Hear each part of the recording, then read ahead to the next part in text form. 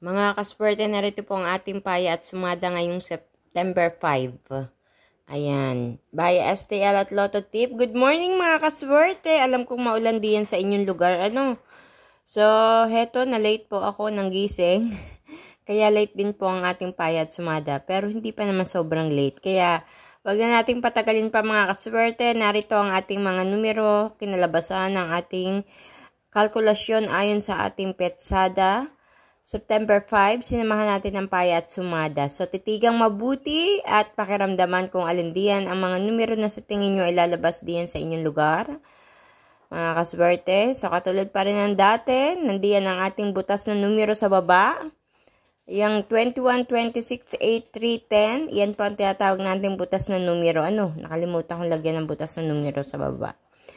So, kayo ang bahalang pumili kung mula sa butas na numero o sa rumble numbers. Meron tayong 22, 27, 9, 40, 20, 9, 4, 20, 7, 14, 2, 35, 11, 25. Ayan, at sa ating butas na numero ay yung nasa arrow down sa baba na 21, 26, 8, 3, 10. Para naman sa ating Lucky Pampiang, 7799 at sa ating Lucky Tips Pares, 8, 20, 10, 14, 21, 7, 9, 35. Good luck sa inyo mga kaswerte.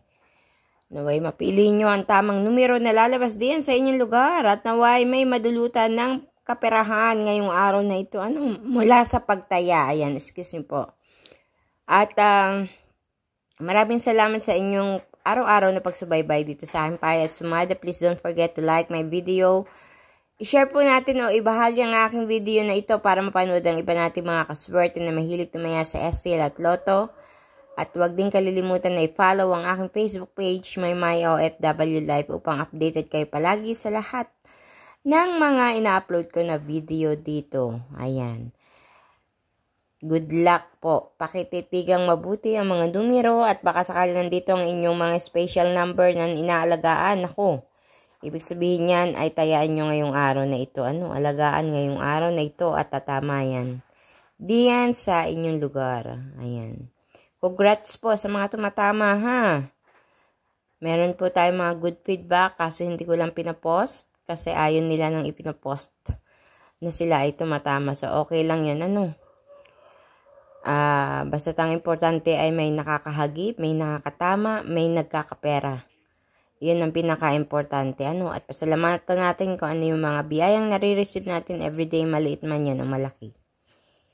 Kailangan pasalamatan natin. Pray po tayo palagi. Ingat po kayong lahat mga kaswerte at maulan po ngayon, madulas ang daan, maputik, may baha.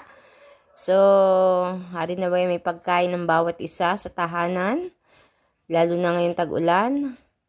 Talagang masarap kumain.